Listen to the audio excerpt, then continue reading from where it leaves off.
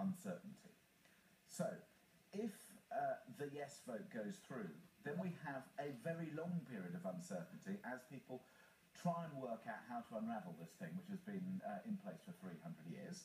And if we have a very narrow vote, then we still have an issue of uncertainty because people will be saying, well, are we just going to go down the line and have this all over again? But the big shock is, and people are saying abroad, you guys knew, speaking about us in Britain, we knew this was coming down the pike.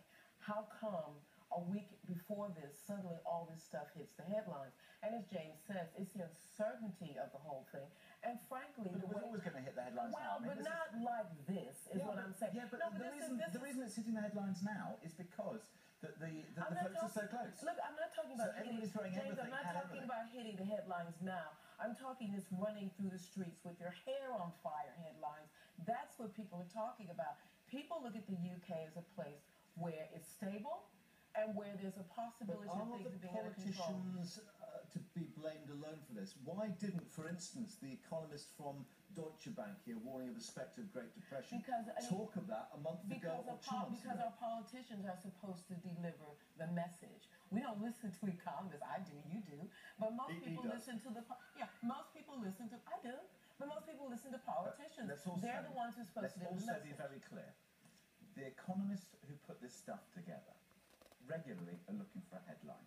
They are looking for the doomsday scenario in order to get their coverage and say this is one possible outcome. The truth is that if the yes vote goes through, nobody knows what will happen. But the problem is, James, let's just actually reflect on what they're saying there.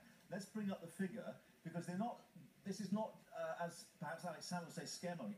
That figure, 16.8 billion, is the capital flow out of Britain in August, i.e. the money has already gone. This is my point, and the fact that there's stuff floating around about the Treasury briefing people. I don't know if this stuff is true or not. You're sitting in New York City, you're thinking, what the heck is going on over there? Yes, but of course, if you are an international investor, you are going to, and deals are being held up by the fact that this vote I would do that. Yeah. I'd do it. Because, but the thing, ironically, if the yes vote did go through, arguably, it would be a boost for London particularly.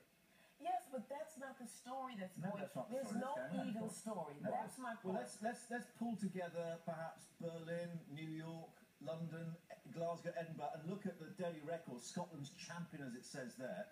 Now, this is the top German bank, the top European bank, Deutsche Bank. Their chief economist basically not warning about decline in Scotland, talking about a new Great Depression. But what we don't get in the news, which is interesting to me, 2 weeks ago, the largest asset management company outside of America, which is located in Scotland, said we're not going. Now, how come they're not in the paper? Why is this guy talking? He's in charge of millions, billions of pounds. They don't have him in the paper. They got people who are frightened. This is Aberdeen Asset Management. He said we're not going.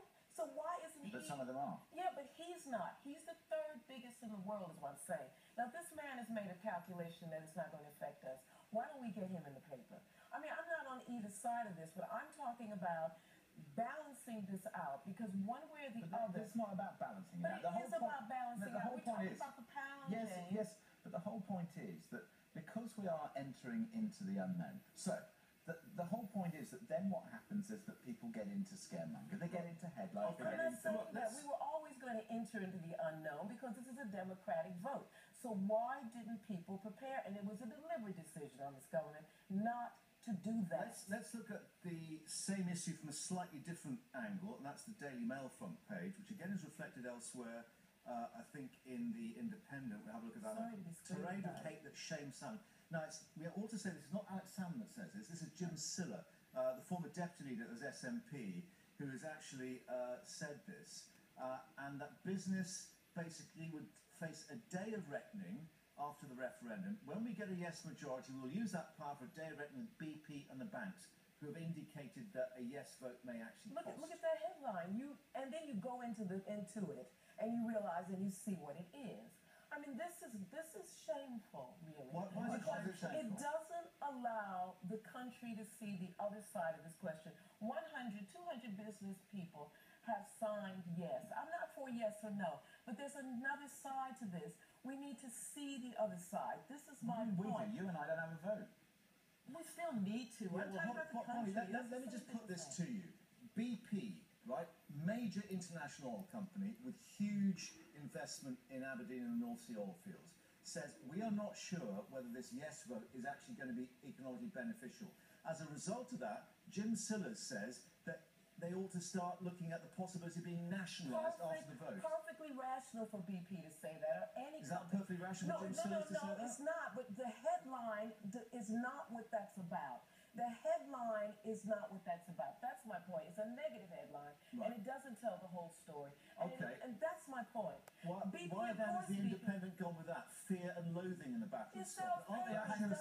Aren't they reflecting what is being said in the debate? It is, but there is another side. That's my point. I don't understand your point. My point is, there's another side to this. There are business people. You said that, but I don't understand the point. Well, listen then. There are business people who said that they're going to stay. Yes. I'd like to know why they're going to stay. Well, that was I don't reported see in the that. financial pages. The Aberdeen Asset Management statement was this. But this is what we get, and that's what we're talking about now. That's because that's how certain people are interpreting Well, it. exactly, but let's talk about the other side. The two Why? sides. Why? What do you mean why? I don't understand your point. I don't understand why you don't understand.